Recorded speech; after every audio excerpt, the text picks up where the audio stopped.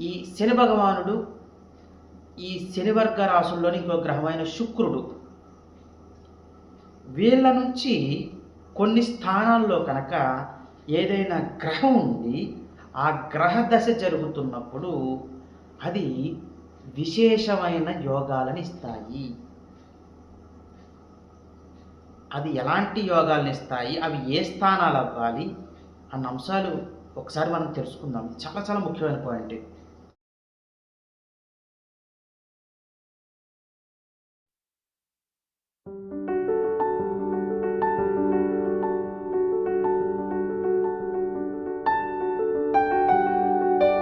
శ్రీ మాధవానంద గురుభ్యో నమః. శ్రీమాత్రే నమః.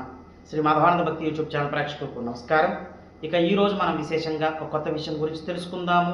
అదేమిటి అంటే కనుక ఈ శని భగవానుడు ఈ శనివర్గ రాశుల్లోని ఇంకో గ్రహమైన శుక్రుడు వీళ్ళ నుంచి కొన్ని స్థానాల్లో కనుక ఏదైనా గ్రహం ఉండి ఆ గ్రహ దశ జరుగుతున్నప్పుడు అది విశేషమైన యోగాలను ఇస్తాయి. అది ఎలాంటి యోగాలను ఇస్తాయి, అవి ఏ స్థానాలు అవ్వాలి అన్న అంశాలు ఒకసారి మనం తెలుసుకుందాం. చాలా చాలా ముఖ్యమైన పాయింట్.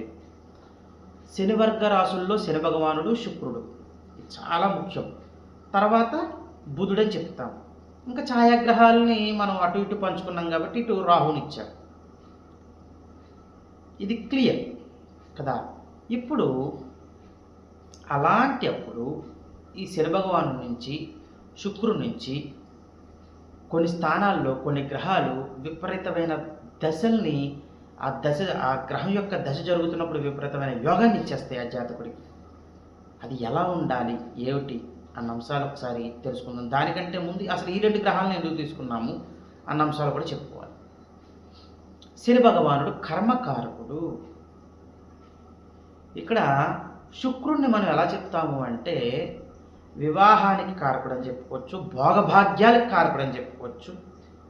అదే కాకుండా ఆధ్యాత్మిక చింతనకు కూడా కారకుడవుతాడు శుక్రుడు. శుక్రుడు ఎవరికైతే బాగుంటారో జాతకంలో వాళ్ళకి ఆధ్యాత్మిక చింతన చాలా బాగుంటుంది, దైవభక్తి చాలా ఎక్కువ ఉంటుంది. శుక్రుడిని ఎప్పుడూ కూడా మనము భోగభాగ్యాలనే చెప్పేసుకుంటూ ఉంటాం. చాలా తప్పది. దాంతోపాటు ఇది కూడా చెప్పాలి. అదొకటి చెప్తే తప్పు, దాంతోపాటు ఇది కూడా చెప్తే ఒప్పు. ఏమిటది? భోగభాగ్యాలే కాకుండా దైవ చింతన. శని భగవానుడు ఇంక అల్టిమేట్ కర్మకారకుడు. మీకు తప్పు చేస్తే తప్పు అని చెప్తాడు, దాన్ని రైట్ చేయిస్తాడు. మీరు రైట్ చేస్తుంటే మీ జీవితాన్ని ఎక్కడికో తీసుకెళ్ళిపోతాడు ఎప్పుడు కూడా. ఇది ఒక బండ గుర్తు, మీరు గుర్తుంచుకోండి. శని భగవానుడు ఎక్కడ ఉన్నప్పటికీ కూడా చాలామంది చెప్తారు శని భగవానుడు లగ్నంలో ఉంటే ఇది, ద్వితీయంలో ఉంటే ఇది, చతుర్థంలో ఉంటే అర్ధాష్టం, ఈ శని భగవానుడు అష్టమ శని, ఇవన్నీ చాలా వింటూ ఉంటాను నేను. ఒకసారి ఏదో అలా నవ్వుకుంటూ ఉంటాను. ఎక్కడైనా ఉన్నవాడిని శని భగవానుని కనుక నైసర్గిక శుభగ్రహమైన గురువు చూస్తున్నప్పుడు, బృహస్పతి చూస్తున్నప్పుడు శని భగవానుడు దోషాలని ఇవ్వలేడు. అది రాసి పెట్టుకోవచ్చు మీరు. అసలు ఖచ్చితంగా ఆయన ఇవ్వలేడు ఇంకెవ్వరు. అంటే అక్కడ గురువు దృష్టి పడినప్పుడు శని భగవానుడి మీద, శని భగవానుడు అసలు జాతకుని తప్పు చేయనివ్వకుండా వాళ్ళ కర్మని తీసుకెళ్తూ ఉంటాడు. ఆయన వాళ్ళు చాలా పర్ఫెక్ట్గా సమాజానికి ఒక మంచి చెయ్యాలని, ఏదో ఒక సేవ చెయ్యాలి, సమాజానికి ఉద్ధరించే పని ఏదో ఒకటి చేయాలని సంకల్పంతో జన్మిస్తారు జాతకుడు. అది ఆ గొప్పతనం అన్నమాట. గురువు చూడడం వల్ల జరిగే గొప్పతనం అది. వాళ్ళు చాలా మంచి స్థాయిలో కూడా ఉంటారండి జాతకుడు. సరే, మళ్ళీ వేరే కంటెంట్లోకి వెళ్ళిపోతున్నాం. వచ్చేద్దాం మన దగ్గరికి. ఇప్పుడు శని భగవానుడు ఎక్కడైనా ఉన్నామండి. ఇక్కడ శని దశ గురించి చెప్పట్లేదు, శని భగవానుడు మైనసా ప్లస్సా చెప్పట్లేదు. శని భగవాను నుంచి కొన్ని స్థానాల్లో కొన్ని గ్రహాలు ఉంటే ఆ దశలు యోగము అని చెప్పాను. అవి ఏ స్థానము అంటే కనుక శని భగవాను నుంచి జాతక చక్రంలో ఎవరికైనా సరే షష్టమ స్థానంలో గ్రహాలు ఉండి, ఎక్కడండి?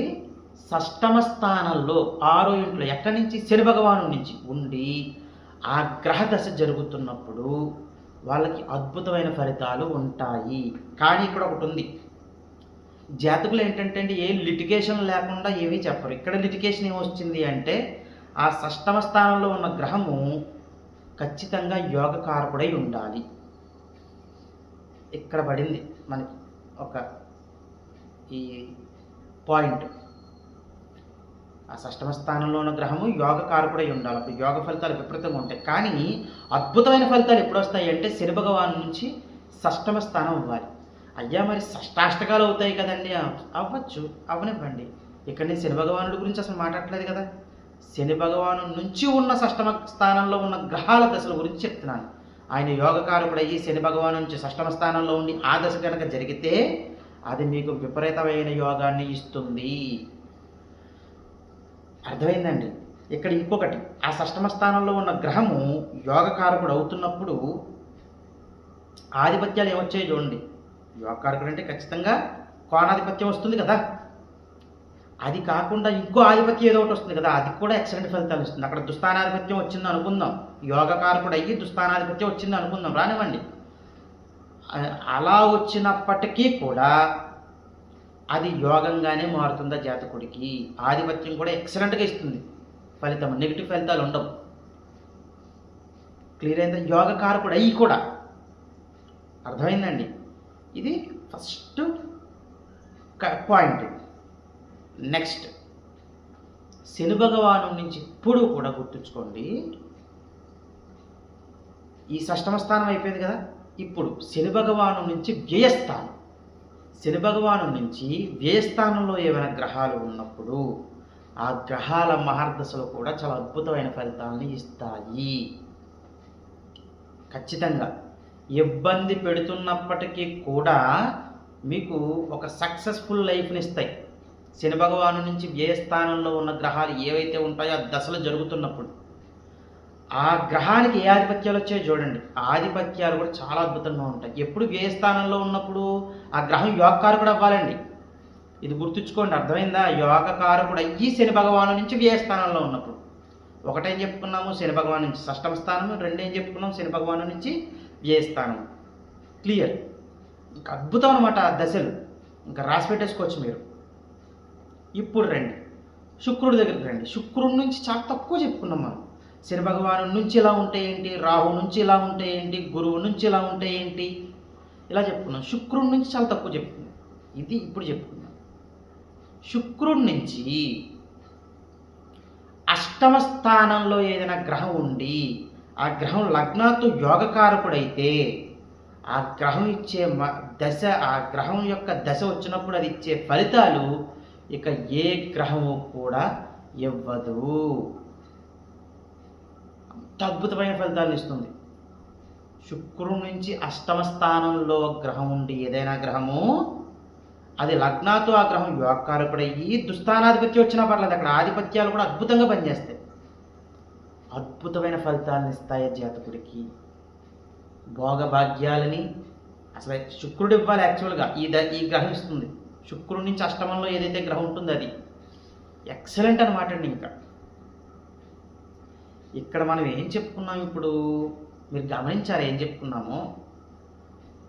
ఆ గ్రహాల నుంచి 3 దుస్థానాలు తీసుకున్నాం మనం. శని భగవాన్ నుంచి షష్టమ స్థానము వ్యయస్థానము, శుక్రుడి నుంచి అష్టమ స్థానము తీసుకున్నాం మనం ఇక్కడ.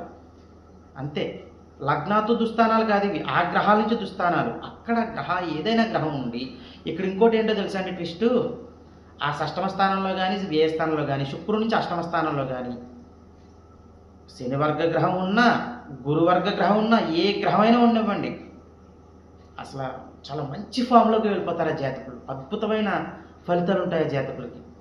కోట్ల సంపద వాళ్ళ సొంతం అవుతుంది అని చెప్పచ్చు. కరెక్ట్గా వాళ్ళు వాళ్ళ ప్లాన్ చేసుకుని వాళ్ళ జీవితంలో ఎదరికి వెళ్తే కోట్ల సంపదకి వీళ్ళు అంటే ఓనర్స్ అవుతారనమాట. అంత అద్భుతంగా ఉంటుంది వాళ్ళ జాతకం. అర్థమైందండి ఏం చెప్పుకున్నాము. శని భగవాను నుంచి శుక్రుడి నుంచి ఏదైనా గ్రహాలు ఉన్నప్పుడు అన్ని యోగాలు కలుగుతాయి. ఇక్కడ సందేహం రావచ్చు, అతి తెలివితేటలు ఉన్న వాళ్ళు ఇది ఖచ్చితంగా గమనిస్తారు. అంటే వాళ్ళకి అతి తెలివి అనొచ్చు, గముక్కుని విమర్శించకూడదు కూడా. నా దగ్గర వచ్చిన చిన్న మైనస్ ఏంటంటే కొంచెము టక్కుమని వెంటనే విమర్శించేస్తూ ఉంటాను నేను. అది ఏంటంటే మనిషిని విమర్శించడం అనేది కాదు, ఆ తత్వం అది. చూడండి, ఒక్కొక్క మనిషికి ఒక్కొక్క తత్వం ఉంటుంది అంటారు కదా, అలాగే నా తత్వం ఏంటంటే ఇలా అనేసుకుంటారు, ఇలా అంటారు అని వెంటనే చెప్పేయడము, అది నాకు ఒకటి అలవాటు అనమాట. అంటే వాళ్ళ ప్రవర్తన బట్టి కూడా ఉంటుంది కదా మనం చేసేది. ఇక్కడ ఏంటంటే యోగకారకుడు అయితే యోగాన్ని ఇస్తాడని మీరు చెప్పాలంటే మాకు తెలియదా అని చెప్పి అతి తెలివితేటలు ఉన్న వాళ్ళు ఆలోచిస్తూ ఉంటారు. సరే కరెక్టే, యోగకారకుడు యోగ ఫలితాన్ని ఇస్తాడు. కానీ ఇప్పుడు నేను చెప్పినట్టుగా ఉంటే యోగ ఫలితాలను మించిన ఫలితాలు వస్తాయి. అందుకే ఈ ఫలితాలు ఇలా ఉంటాయని చెప్తున్నాను. యోగ ఫలితాలు కంటే మించిన ఫలితాలు ఉంటాయన్నమాట అండి. మరి ఇందాక నేను ఒక పాయింట్ అనేసాను కదా, ఏంటి, ఖచ్చితంగా అక్కడి నుంచి ఆ స్థానంలో ఉన్నప్పుడు ఆ గ్రహము యోగకారకుడు అవ్వాలి అన్నాను కదా. ఆ పాయింట్ని పట్టుకుంటారు ఎవరొకరు. మరి యోగకారకుడు ఎప్పుడు కూడా యోగ ఫలితాలను ఇవ్వడానికి ప్రయత్నిస్తాడు కదండి. అంటే ప్రయత్నించడం వేరు, ఖచ్చితంగా రావడం వేరు. ఇక్కడ ఖచ్చితంగా వచ్చి తీరుతుంది జాతకుడికి, డ్యామ్ షూర్ అనమాట. అర్థమైందండి. అందుకే కర్మకారకుడైన శని భగవానుడితోటి మంచి శుక్రుడు, అంటే శుక్రుడు చాలా మంచి గ్రహం అండి. ఈ దేవుడికి దగ్గరగా ఉంచేది ఎవరంటే శుక్రుడే. అది నేను చాలా జాతకాల్లో చూశాను, నేను ప్రత్యక్షంగా చూస్తున్నాను కూడా. అసలు అనుష్ఠానం అవ్వచ్చు, భగవంతుడికి చాలా దగ్గరగా అవ్వడం అవ్వచ్చు, శుక్రుడే చేస్తాడు. మళ్ళీ శుక్రుడి దగ్గర ఇంకోటి ఏంటంటే వాళ్ళు స్టైల్గా ఉండాలి అనుకుంటారు, దైవానికి దగ్గరగా ఉండాలి అనుకుంటారు. స్టైలే, దైవమే రెండు వదలరు, ప్యారలల్గా వెళ్తారనమాట. ఎంత స్టైల్గా ఉంటారో అంత భక్తి ఉంటుంది వాళ్ళకి. అంటే నలుగురిలోనూ నేనే ఒక అట్రాక్షన్గా కనపడాలి అనుకుంటారు. అలానే అహంకారం ఉండదు, దేవుణ్ణి వదిలేయరు. ఇవన్నీ కూడా జరుగుతాయి. కర్మకారకుడని శని భగవానుడు. ఎగ్జాంపుల్, ఇప్పుడు శని భగవాను గురించి చెప్పినప్పుడు చాలా కష్టపడాలి, అప్పుడే శని భగవానుడు ఇష్టంగా ఇస్తాడు ఫలితాలు, ఇవన్నీ చాలా చెప్పున్నాను నేను. ఫర్ ఎగ్జాంపుల్ ఇప్పుడు చెప్తున్నాను చూడండి. ఇప్పుడు టైం కరెక్టే ఎంత అయిందంటే రాత్రి 11:20 అవుతుంది ఇప్పుడు టైం. ఇప్పుడు నేను వీడియో చేస్తున్నాను. అంటే ఇక్కడ ఏం చేస్తున్నాడు శని భగవానుడు, నన్ను కష్టపడు అని చెప్తున్నాడు. రాత్రి 11:20 అయింది, నేను ఇప్పుడు వీడియో చేస్తున్నాను. ఇలాంటి సమయంలో వీడియో చేస్తే కొంచెం ప్రశాంతంగా ఉంటుంది అనమాట. ఏంటంటే లోకమంతా పడుకుంటూ ఉంటుంది, మనకు ప్లెజెంట్గా ఉంటుంది, ఇబ్బందులు రావు. ఒక్కొక్కసారి నేను మధ్యాహ్నం చేస్తూ ఉంటానండి. మీరు చూడండి, వాహనాల శబ్దాలు, సౌండ్లు వస్తూ ఉంటాయి. అలాంటప్పుడు ఏంటంటే నాకు కొంచెం డిస్టర్బెన్స్గా ఉంటుంది. కాన్సన్ట్రేట్ చేయలేను నేను. కాన్సన్ట్రేట్ చేయకపోగా అక్కడ మధ్యాహ్నం చేశాను కదా, సింపుల్గా అయిపోయింది. రాత్రి త్వరగా పడుకుని పోవచ్చాను, ఒక స్వార్థంతో దేంతో చేశాను అనుకుందాం. ఆ వీడియోలు సరిగ్గా వెళ్ళవు. అక్కడ శని భగవానుడి యొక్క ఫలితం చూసారు ఎలా ఉందో. నువ్వు కష్టపడలేదు, నేను వీడియోని సరిగ్గా తీసుకువెళ్ళను అన్నట్టుగా. అంటే నా భావన అంతే, ఏదో సరదాగా చెప్తున్నాను. అది అర్ధరాత్రి, ఇలాంటి రాత్రులు 11:30కి 12, ఇప్పుడు నాకు ఇంకా వీడియోలు ఉన్నాయి, ఇవన్నీ చేసుకుంటూ వెళ్తాను. 12, 12:30 ఎంత అవుతుంది, లేదంటే ఆఫ్ చేసేస్తాను 12 లోపు మ్యాక్సిమం. అవి కొట్టేసిన అవి బాగా వెళ్తాయి వీడియోలు. అంటే అక్కడ కష్టపడ్డానో ఏంటో, మరి భగవంతుడు ఎదరికి తోస్తూ ఉంటాడనమాట ఆ వీడియోల్ని, ఆ కంటెంట్ని. అదొక గమనించుకున్నాను నేను. మధ్యాహ్నం చేస్తున్న దానికి, రాత్రి చేస్తున్న దానికి ఆ వ్యూస్ని బట్టి నేను గమనించుకుని నేను చెప్తున్నాను అనమాట. ఇదంతా సోది కాదండి. ఎందుకు చెప్పానంటే, ఇది నా ఎగ్జాంపుల్స్ ఎందుకు చెప్పానంటే, మనం కష్టపడే దాన్ని బట్టి ఫలితం ఉంటుంది అని చెప్తున్నాను. అలా అనమాట. శని భగవానుడు ఎప్పుడు కష్టాన్ని ఎవరైతే నమ్ముకుంటారో వాళ్ళకి ఎప్పుడు కూడా చాలా మంచి ఫలితాన్ని ఇస్తారు. ఇది గుర్తుపెట్టేసుకోండి. సరే, ఇప్పుడు నేను చెప్పినట్టుగా ఎవరికైతే ఉండి వాళ్ళకి యోగం కలగట్లేదో పరిహారాల దగ్గరికి వచ్చేద్దాం. ఇంకా ఆ జాతకులు ఆ దశ జరగాలండి. అక్కడ శని భగవాన్ నుంచి అష్టమంలో కానీ, శని భగవాన్ నుంచి వ్యయంలో కానీ, శుక్రుడి నుంచి అష్టమంలో కానీ గ్రహాలు ఉండి ఆ దశలు జరుగుతున్నప్పుడు మీకు ఇప్పుడు నేను చెప్పిన యోగాలు కలగట్లేదు అనుకుంటే, ఆ జాతకులు చేసుకోవాల్సిన పరిహారాల దగ్గరికి వచ్చినట్లయితే వీళ్ళు యథావిధిగా చెయ్యాల్సింది ఏమిటయ్యా అంటే శివారాధన చెయ్యాలి. ఎలా చెయ్యాలండి శివారాధన అంటే కనుక, ప్రతి సోమవారము కూడా మీరు కుదిరితే శివాలయానికి వెళ్ళిపోండి. శివాలయానికి వెళ్ళిపోయి శివాలయంలో 27 ప్రదక్షిణలు చెయ్యండి. 27 ప్రదక్షిణలు చేసి అక్కడ కూర్చుకొని ఈ శివాష్టకం అని ఉంటుంది, శివ అష్టకము, అది కానీ లింగాష్టకం అని ఉంటుంది, అది కానీ రెండిట్లో ఏదైనా పర్వాలేదు. ఒక 3 సార్లు చదువుకోండి. ఎన్ని ప్రదక్షిణలు చేయాలి? 27 ప్రదక్షిణలు చేసి అక్కడ కూర్చుని 3 సార్లు శివాష్టకం కానీ లింగాష్టకాన్ని కానీ చదువుకోవాలి ప్రతి సోమవారము కూడా. మరి ఎన్ని సోమవారాలు చేయాలండి ఇలాగా అంటే కనుక 27 సోమవారాలు చేయాలి. మధ్యలో గ్యాప్లు వచ్చినా పర్వాలేదు, నెమ్మదిగా చేయండి. మీకు మంచి యోగాలు కలుగుతాయని చెప్పుకోవచ్చు.